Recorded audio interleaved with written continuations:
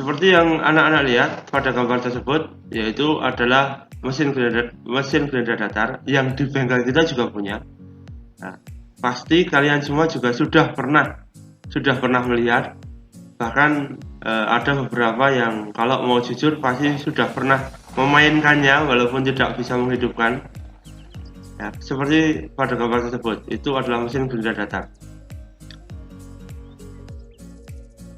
Perlengkapan atau ragum untuk pada mesin grinder datar itu ada beberapa. Yang pertama itu ada ragum magnet listrik.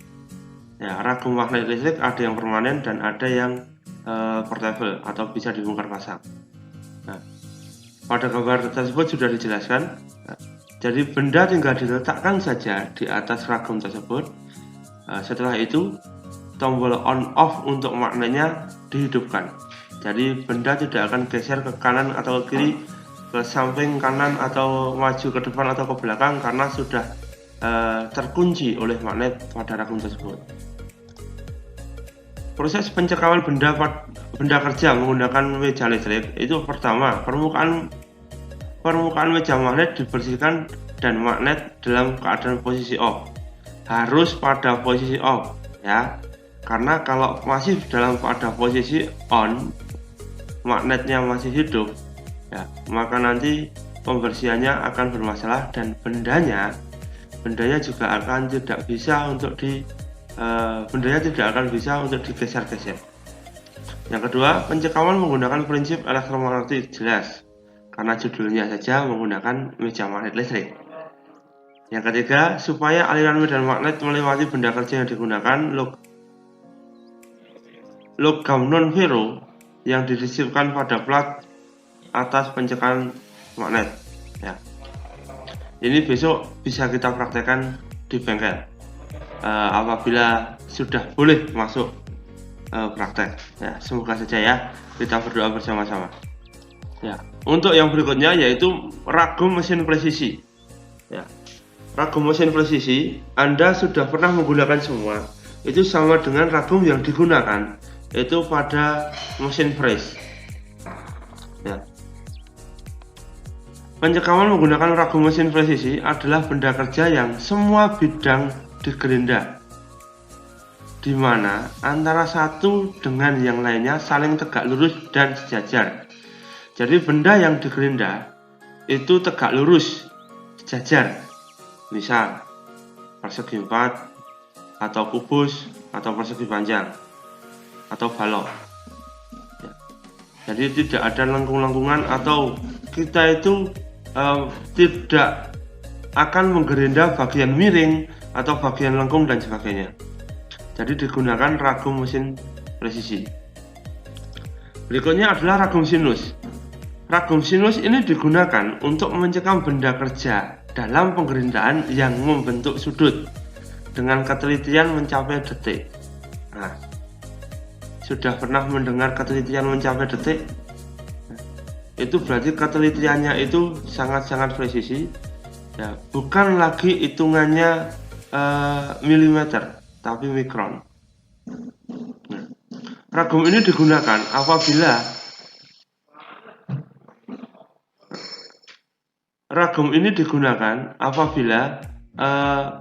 yang akan kita gerinda itu bendanya miring atau tidak pada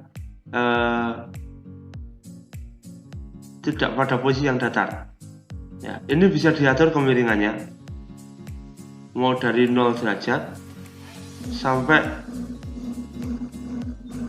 bisa 45 derajat.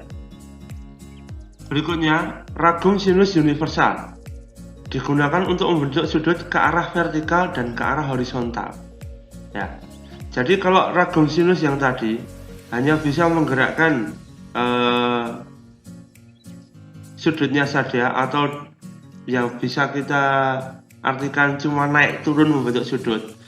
Tapi kalau ragum sinus universal ini selain bisa kita gerakkan naik turun untuk membentuk sudut, juga bisa kita gerakkan untuk memutar ya.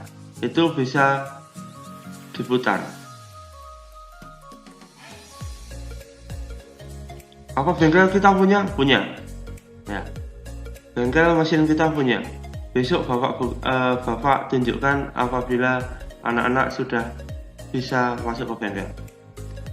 Dan saya yakin anak-anak juga sudah pernah tahu, sudah pernah lihat, sudah pernah megang, cuma nggak tahu namanya. Nggak apa-apa, karena memang belum diajarkan. Berikutnya adalah blok pengantar magnet. Blok pengantar magnet ini berfungsi untuk meneruskan aliran medan magnet dari sumber magnet ke benda kerja. Ada 3 bentuk standar blok pengantar, yaitu blok persegi, blok segitiga, blok alur V, dan blok V. Nah, gunanya untuk apa? Ini untuk sebagai penyambung, ya, atau untuk adaptor, untuk benda-benda yang tidak mungkin langsung ditempelkan di ragum magnet. Ya, jadi membutuhkan bantalan agar bisa digerunta dengan baik. Blok V itu sendiri, ya, seperti yang Anda lihat, ya, itu digunakan untuk menyekam benda-benda yang mungkin itu mempunyai permukaan yang tidak rata pada sisi kanan dan kirinya. Nah, yang berikutnya ini adalah dresser. Ya.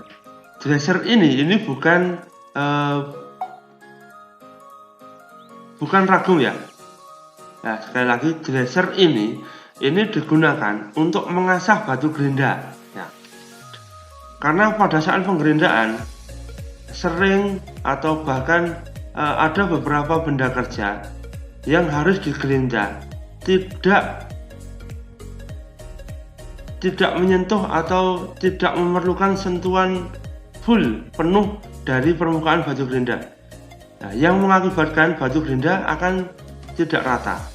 Nah, dresser ini digunakan untuk mengasah batu gerinda atau untuk meratakan kembali batu gerinda. Apakah di bengkel kita punya? Punya. Berikut demikian tadi adalah macam-macam batu gerinda, ya, yang sumbernya bisa dilihat. Jadi ini semua ada sumbernya, ada sumber belajarnya.